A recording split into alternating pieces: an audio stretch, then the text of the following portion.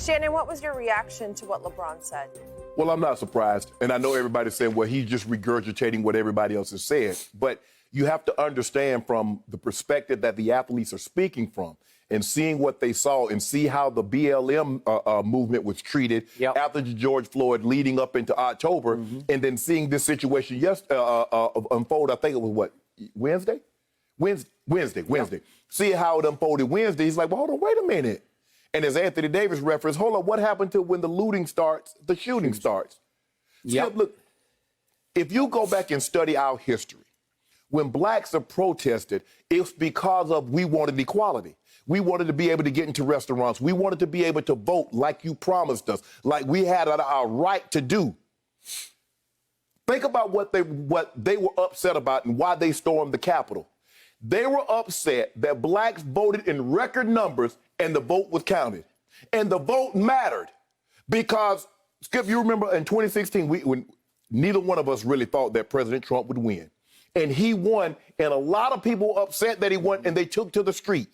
I came inside in this very seat. I said, now, if all of y'all that's out there in the streets protesting and upset that he's in office, had you taken your butt to the voting station, he wouldn't be there. You said that many times. So next time it comes around, instead of getting to...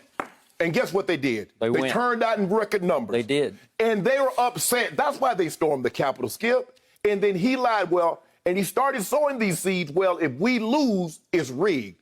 It wasn't rigged in 2016 when he won, just only if they lose. And so LeBron is like, hold on, wait a minute. Skip, there's going to be an investigation, and there should be no expense. You got it. No expense spared. Nope. Why were these officers opening up the barricades so they can come right in? We see how they were taking selfies. We see how they were treating those inside. Even the people who said, the officers like, hey, come on in, hey, just no vandalize it. Bruh, you can't do that in a democracy. And LeBron is sitting back looking like, hold on, wait a minute. I see the BLM movement and I see them unloading tear gas. I see reporters getting shot with rubber bullets. I see innocent people because what they said, Skip, if I'm not mistaken, I could have swore I saw them taking stuff out of there. That would be looting. They did. So they took some stuff out of the Capitol, right? They were taking important documents. Yes. And nothing happened. So y'all care more about if a black person steal a TV, shoot him dead. If he steal a pair of jeans, shoot him dead. Sneakers, food, shoot him. But if they go into the Capitol because it looks like them, this is not the first time. Remember in Michigan? They shut that down because the governor says we got to close it down. This pandemic is spreading and it's taking lives. Skip, they just didn't close white businesses. They closed all businesses. Blacks were protesting not because whites got an opportunity to do things. Blacks were protesting, well, we want to be able to do that also. We just want fair and equal treatment. They protesting because blacks voted, the votes were counted, and it mattered. And LeBron has said, this is not right, and you saw it play out. Everybody knows, Skip, normally when a person asks a question, he already knows the answer. So when you ask if the people had been doing that had been black, well, we already know the answer. Everybody knows the answer.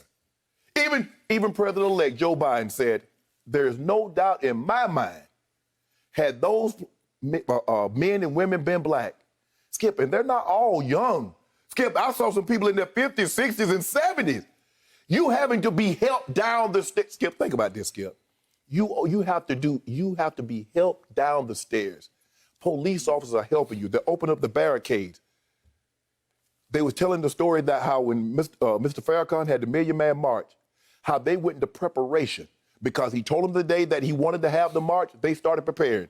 President Trump put out a month ago. He did. He won't, on January the 6th, come on, make a little noise, get a little rowdy. Be there and be wild.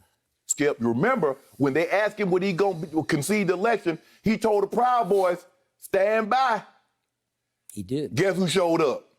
So what LeBron and a lot of people in America, especially black America, Skip, I don't need to study. They're going to say, well, we need to study this. We don't need to study. We don't need a study that says black are treated more harshly for the same crime as white. We don't need a study that shows that black unemployment is higher than whites. We don't need, for the same education, for the same jobs, blacks makes less money. We don't need a study. My study is my eyes. My study is my history. So LeBron was right. Greg Popovich unloaded, left a scathing critique. There's no love lost.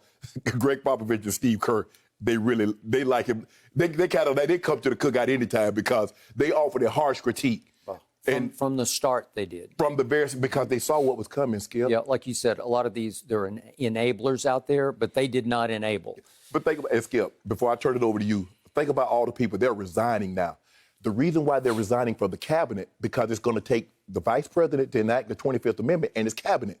Well, if there's no cabinet, we can't enact the 25th Amendment. So they think they're slick. You don't get to get the moral high ground. Well, I'm doing the right thing. This was the last straw for me. Charlottesville wasn't the last straw. The Ukraine, Russia, calling the Secretary of State about the vote, that wasn't the last straw. It was this. When you saw people that looked like you did what they did, that was the last straw. Been trying to tell you. All of that beautifully said, powerfully said. So, when it comes to LeBron James, for many years on TV, I've been critical of LeBron on the basketball court. We're going to talk about his game last night. He was a little shaky last night, and maybe he had reason to be shaky because maybe his head was elsewhere. But off the court, when it comes to speaking out about racial and social injustice, when it comes to putting into perspective the problems that our country faces for people of all colors, there is nobody stronger, nobody I wait to hear beyond LeBron James. Last night, I waited because I knew what was coming. We talked about it yesterday. We heard nothing from him on Wednesday as the events unfolded. And obviously, they weren't going to play until Thursday night. We thought maybe at the shoot-around, but no, he waited until after the game. And then, as usual, he unloaded. He did say a day ago, in talking about all the stands that he has taken about things outside of basketball, he said, I don't care what anybody says about the things that I say. I stand by them. And he does. And he should. And he has always been completely and utterly fearless to the point of maybe losing some of his sponsors over things that he has said. I honor that. I've said it consistently on this show and the other shows I've been on. And he said it, Skip, he's more proud of what he's done off the court than what he's done on the court. He should be. He is breakthrough. He is watershed speaker. We've never seen anything quite like. I know Muhammad Ali went through another. It was all different, but the courage LeBron has displayed to speak out is unprecedented. So I waited to hear where he would go, and to your point, he went to we have two Americas. Well, we heard that all day yesterday. So I was like, you're deeper than that. We get we get that. And it took a while, but he got to that guy who's still sitting in that Oval Office, and he went in on him. And he said the events that took place yesterday were a direct correlation of the presidents that's still in that seat right now. His actions, his beliefs, his wishes. Bingo. He cares about nobody besides himself. Nobody, absolutely nobody, said LeBron James. Everything is transactional for him. He doesn't care about this country. He doesn't even care about his family, doesn't care about anybody but himself. I co-sign on all of the above because for me, it was all about that guy on Wednesday. Okay, now back to two Americas. And LeBron was wearing a shirt last night, a T-shirt that said, do you understand now? I hope some people do. I hope some people are at least beginning to. But yes, you live in two Americas. But as I said yesterday, what happened at our Capitol building wasn't exactly about two Americas. Two Americas was George Floyd and Breonna Taylor, and name the long list. It's about all the unarmed black men and women who either got killed or wounded by white cops. That's two Americas to me. This went somewhere else. Well, Skip, I think, Skip, when you hear him say two Americas, we saw the lens that the cops went through, not to use deadly force, not to be confrontational. Now let's get back to what happened. Okay, just to frame this. Help me out here. if some random group of white people had showed up on Wednesday, unaffiliated with Donald Trump, maybe they were anti-Trump. Right. Maybe they had a different cause. I brought up the other day, cruelty to animals. I don't know, just throw something in. Just a bunch of crazed white people. And they attempted to storm the Capitol building. What would have happened to that group of white people? Help me out. They would have gone nowhere. Trust me, it is an impenetrable fortress. Yes. It's as heavily guarded as the White House or Fort Knox. Yeah. Okay? Yeah. Because it's full of senators and representatives who are prime targets for terrorism, right? Yes. It's heavily guarded. Yes. So if any group, black, white, name the color, if they tried, independent of Donald Trump, trust me, they're going to get nowhere. Now, is it more likely that black people would be gunned down in the streets? Yeah, I'll give you that. Right. But trust me, the white people wouldn't have gone anywhere. And if the white people had showed up brandishing weapons, there would have been bloodshed. Right. Trust me. Right. These white people, at the beck and call of that president, just to remind everybody, he called them together. He tweeted a month ago, come to D.C. on January 6th. It's going to be a magical day. It's going to be, this is groundbreaking, right? And he asked them to be wild, as I just said in the tweet, and then he stirred them up by going to the lengths of saying, I want you to walk down to the Capitol, and this is his quote, as he spoke to that group. He spoke for over an hour. They're in a park near the White House. Correct. Fight like hell. He told these people to fight like hell. And again, they're mostly white. There are a few black people who Trump supporters sprinkled in, but just for the record. Okay.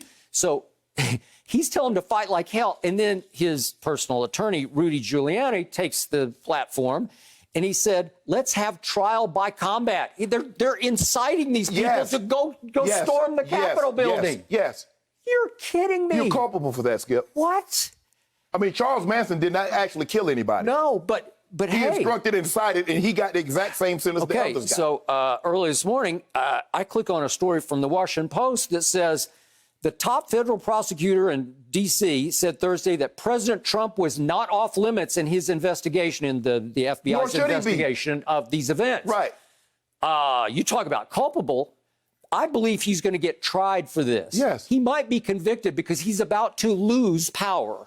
Skip, that's why he fought so hard, because he knows the exposure. The presidency protected him from a lot. Even the federal courts have said, even the Supreme Court said that while he's in office, he's normally protected against lawsuits, because you don't want the president. He needs to be able to do his daily business. Right. But no longer when he has the cloak of security with that. I got it. Well, this is a federal offense. Oh, absolutely. Okay, so he could go to jail for this. And why did he suddenly stand down yesterday and sort of the first time concede the election results? And why did he call it a heinous attack on our Capitol? Because he realized he had stepped in it the day before. He was at high risk, legal risk, as is Rudy Giuliani and everybody who participated in inciting and then enabling. And I don't know this for a fact, but you can't tell me that there wasn't some order from the top for those people guarding that Capitol to stand down. Yes. Well, the National Guard was supposed to... It was supposed to be there, and where was it? They didn't come. And it was reported that Vice President Mike Pence had to say, send in the National Guard. Now, unless the president is incapacitated, the vice president doesn't have the authority to do that. So that lets you know. Okay. So, to me,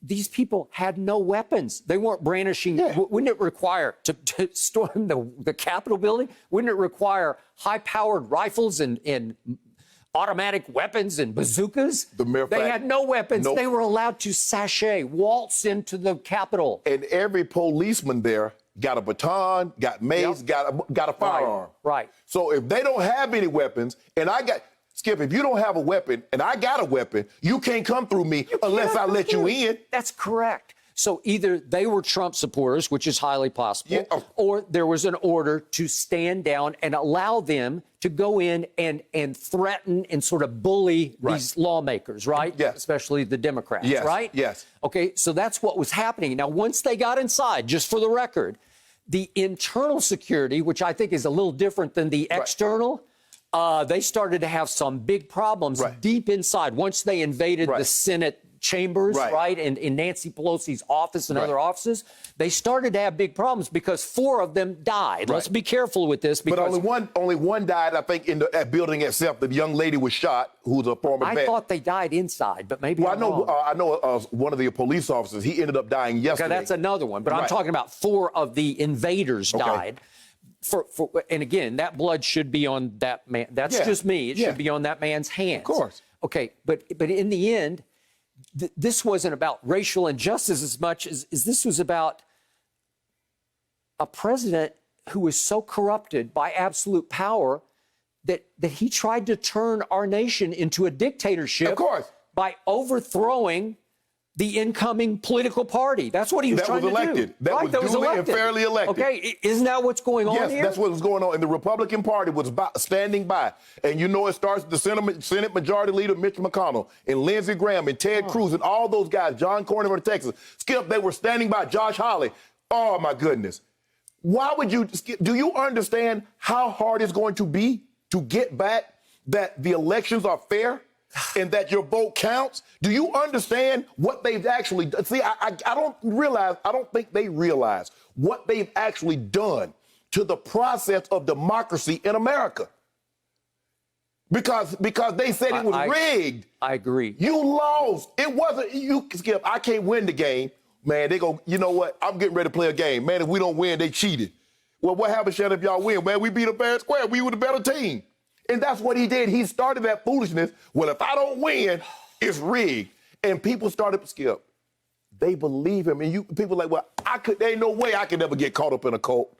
Skip, this is as close to a cult like, this is as close to Jim Jones as you'll ever see. Totally agree. It is horrifying. It is. It's the biggest threat to our democracy since others declared war. Now, this is an internal war, right? Yes. And what he found out, that cancer, which is race, is still the quickest way to drum up that base. Because somehow he's convinced the majority that you are the minority, that you have that something has been taken from you. People need to understand, Skip, because if I get rights, I'm not taking the rights from you. I'm just getting what rightfully belongs to me from the beginning. Yep. It's not like, Skip, I'm trying to get money, but I'm stealing your money. I just want the job that I have to pay me the same compensation that it pays someone. If I got the same degree and same qualifications, give me the same amount of money. He's convinced them. What he did, Skip, he's gave them someone to look down on.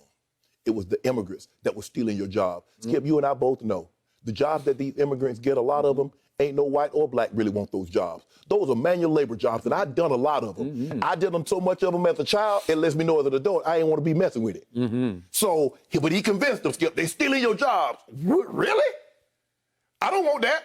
I ain't trying to be in nobody's field. I'm not trying to do any manual labor. So come on in and get my job. If that's the job I got to get, I don't want it. So that's what he's done. And Skip, the vitriol, Skip, I don't know if you listened to him when they interviewed him. They sincerely believe that the president was stolen from this man. And when you ask him, but what about a dictator? Well, he's as good as any to be a dictator. What? Yep. In America? Man, I can just imagine. In 2012, if Mitt Romney had won, and President Obama and a lot of blacks had the Obama flags and the black flower flag, and they run up in the Capitol. You got it. Man. Okay, so I did appreciate LeBron summed it all up in the end by saying, we've literally just, I'm going to change the word he used, but we literally just pooped away 4 years. I'll give you that. And he said, yet, we took a step forward in November by electing Joe and Kamala to be in the White House. That is a step forward, said LeBron at the end of his remarks last night. Maybe I'm wearing rose-colored glasses, but I hope so. Yeah. And I told you, through all the Black Lives Matter protests, I saw about 50% white people in those protests. And I thought, at least their eyes, they're mostly younger, but at least their eyes are opening. Right. At least we're having a little bit of progress here. And it feels like this was a step back, but maybe we needed the step back to go ahead and launch forward. This was the last act, I hope, of a desperate man. Yeah, well, Skip, I don't, until he's out of office. Yep, I agree. Because they say, oh, Skip, what can he do in the last 2 months of his presidency? You just saw. You did. Now, they banned him from Facebook and social media, but he still got that football. He still got those codes.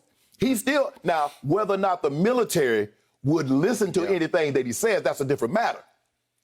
And then you're going to run the risk, Skip. Now, if you don't, he's the commander-in-chief, and any command that he gives and you don't follow, you could be tried for a treasonous act. Now, it would be very interesting if it went to the courts, because it would go all the way to the Supreme Court.